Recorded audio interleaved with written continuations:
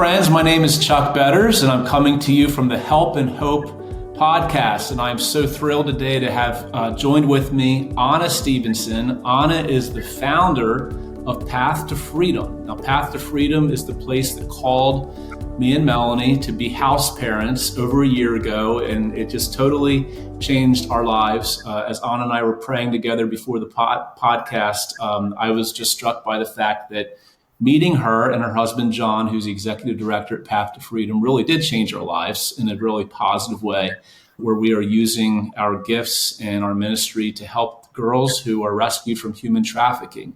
So Melanie and I actually live in the house that was founded by the ministry. It's called the Magnolia House. And Ana has the brains and the heart behind this, and more importantly, the calling. So welcome, Ana. It's great to have you with us. Thank you, Dr. Chuck. It's wonderful to have be on the show with you, and I'm honored to be here. Yeah, it's great to be here with you. And like I said, Ana started Path to Freedom. Her and her husband, John, are the founders, and they've been dear friends to us, not just coworkers. And they've just been people that have really meant a lot to us as we have made this big move down here to Florida. And so let me start by asking you to define for us what human trafficking is. Well, on a spiritual sense, Psalm 139 tells us that we're fearfully and wonderfully made. We're created in the image of God. And human trafficking is actually one of the greatest assaults against God's children. And because we are God's image bearers, it is also an assault against God himself.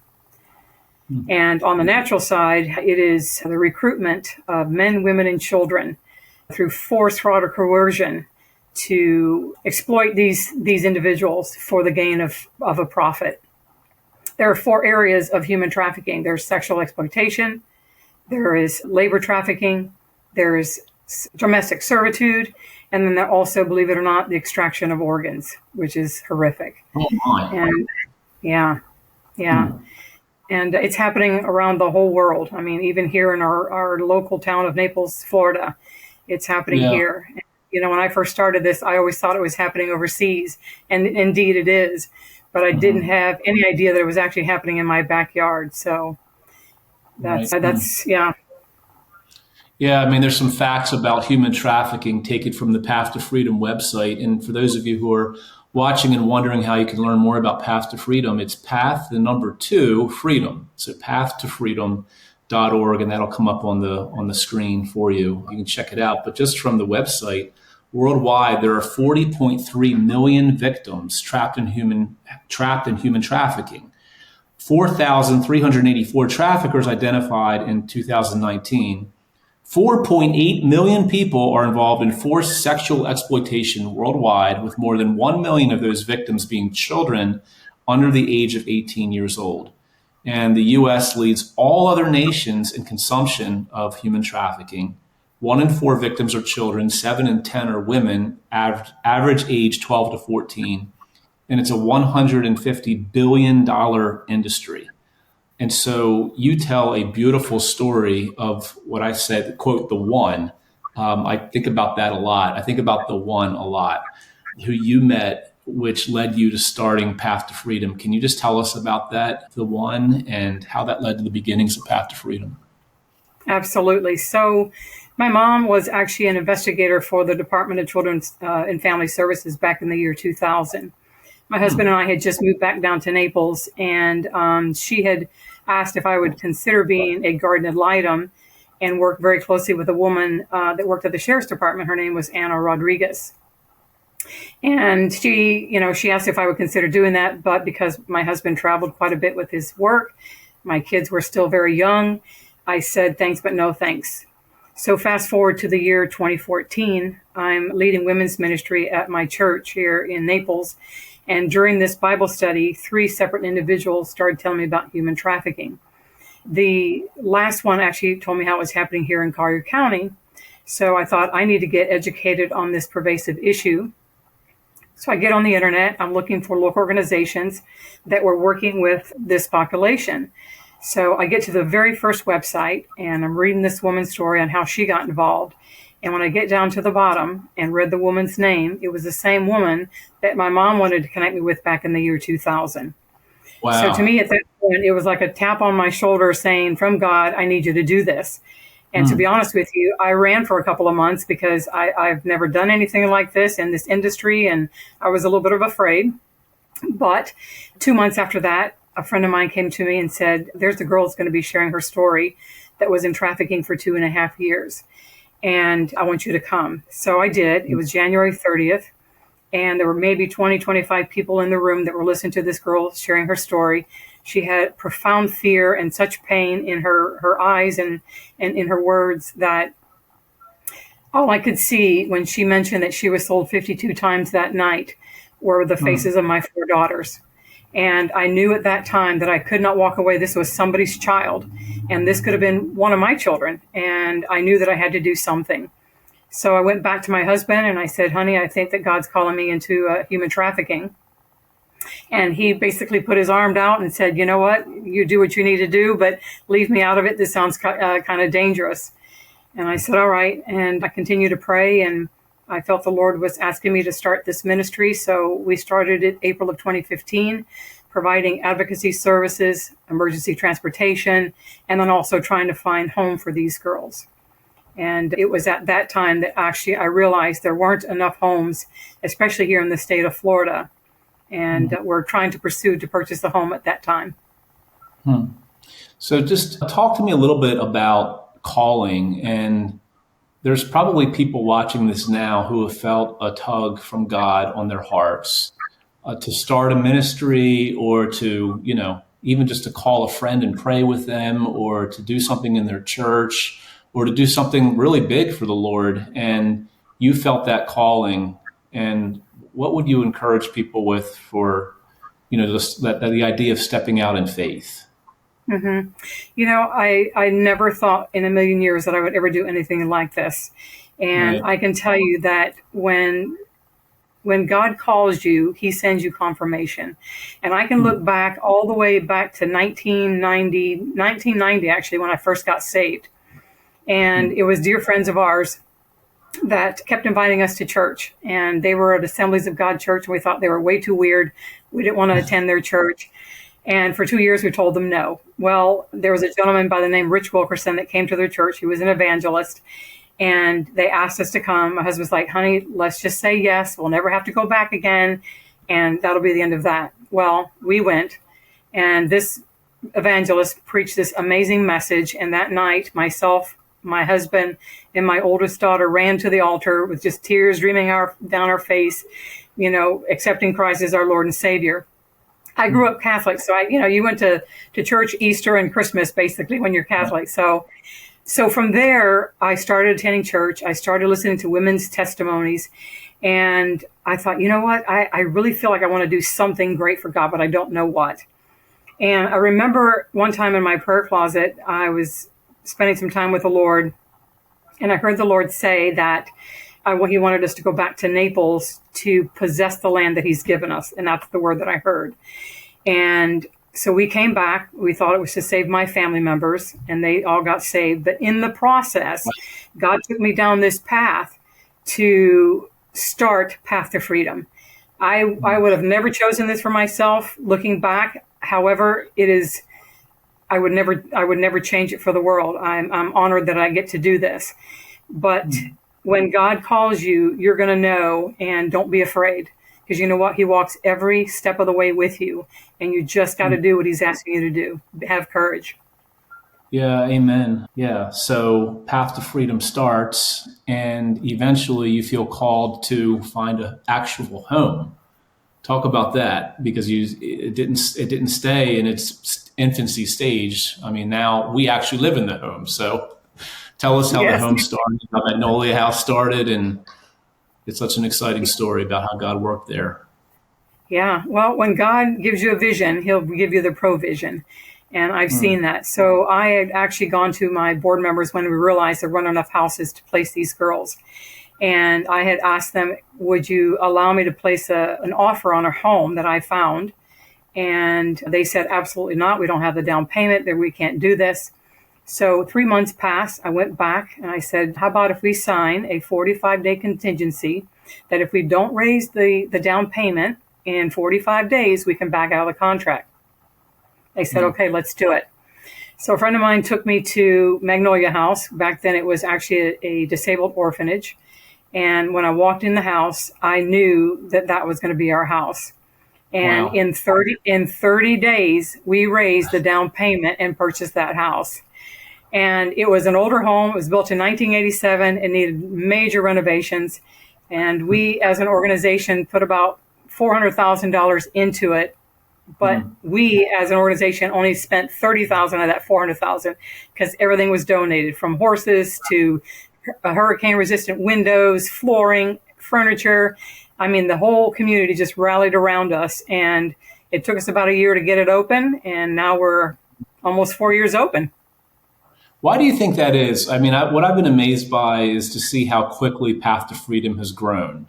It's unusual to see an organization grow as quickly as Path to Freedom has, and your ability to raise funds and for people to give money towards it.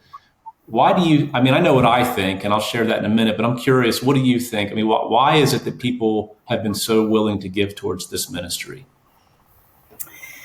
Well, definitely it's God, but I also think it takes our part as well. And John and I have always been, we've always been givers. We've always helped other people. I've actually served in ministry for 21 years, didn't take a dime from the church. I gave my all. John worked very hard in his building companies, and we've always given to large ministries since we first came to the Lord.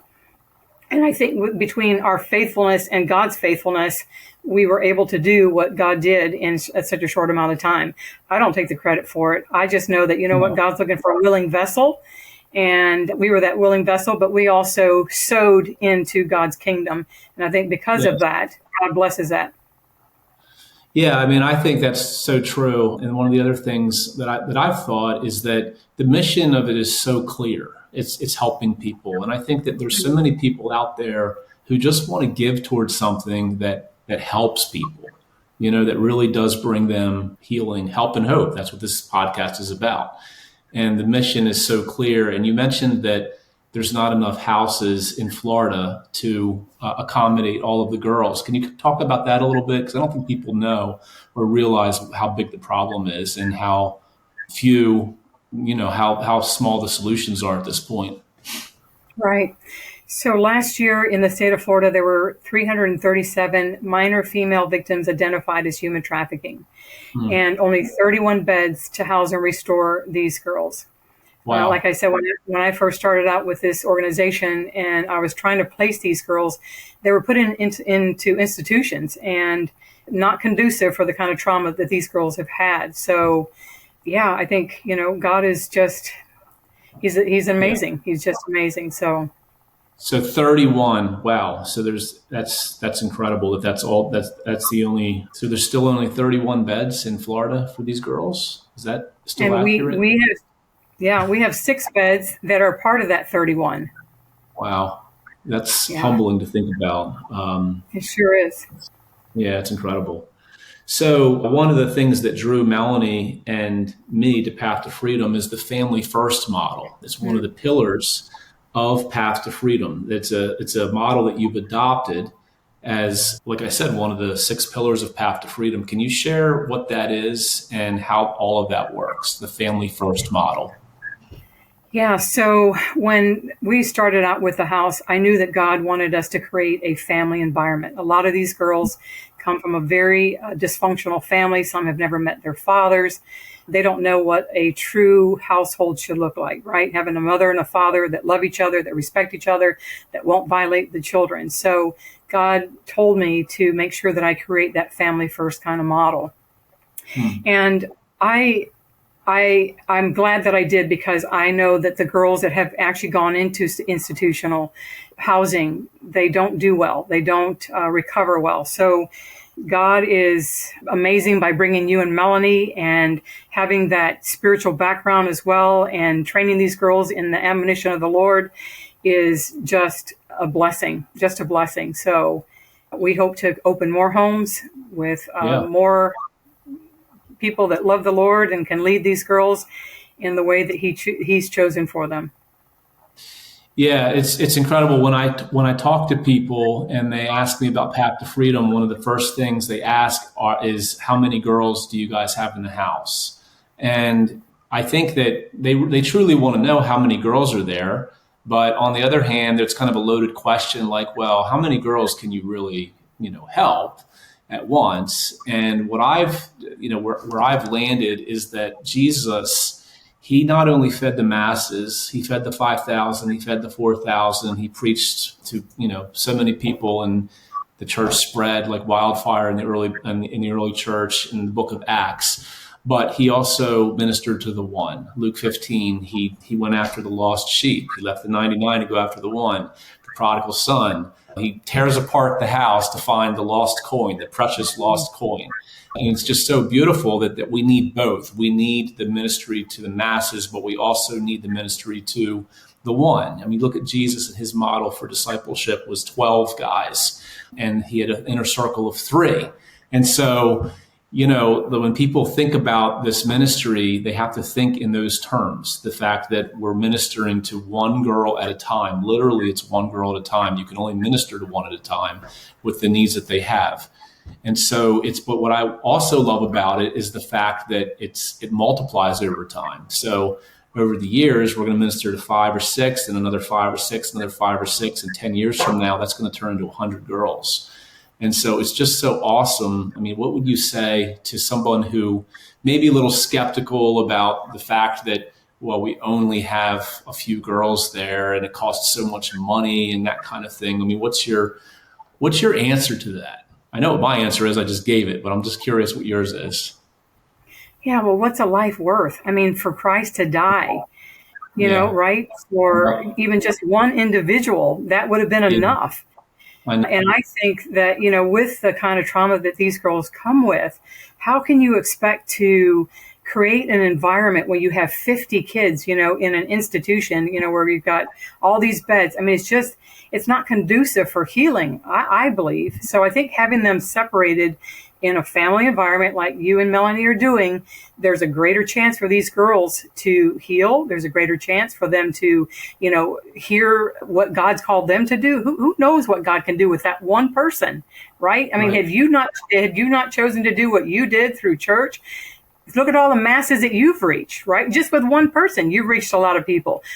What can these girls do, and who can they reach when they've come to the other side of healing? So I love that, Ana. That's awesome. And it's so applicable to every area of ministry. I feel like everyone's so addicted to reaching, the big events and all the hundreds and thousands of people, and how many people came to your small group tonight, and how many people were in church Sunday. And I'm just so kind of done with all of that. Even though it's important, I understand it and we need it. But I just look at the scriptures, and like you said, he died. Paul said, I am crucified with Christ, therefore I no longer live, but Christ lives in me. Like it's deeply, deeply personal. And so thank you so much for believing in that and doing what you're doing. It's incredible. Well, you guys are doing the hard work. What's that? I said, you guys are doing the hard work.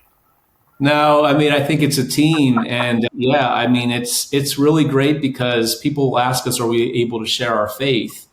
And we never stuff it down their throats. We never, it's not something that's forced on them. But what's been really cool is that the girls have been drawn to Christ just by being around the people who are there at the house, like yourself and others.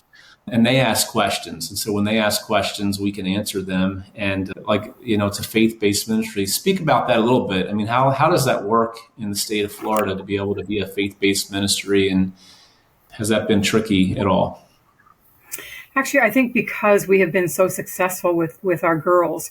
I mean, there's separation of state and church, right? But I think because the state trusts us so much, they don't really question us. We've had no issues since we have opened. I do know of other organizations that have mentioned that they are not allowed to force these girls to go to church. And we don't force them, but we say when we interview them, these are the things that we offer here at the house, and you'll be a part of that. And that is going to church and going to youth group. And they have the choice to choose to come or not come. But if you're going to choose to come with us, then you're going to go to church with us. And so we've had no issues, which is great, I think. Yeah, it's incredible.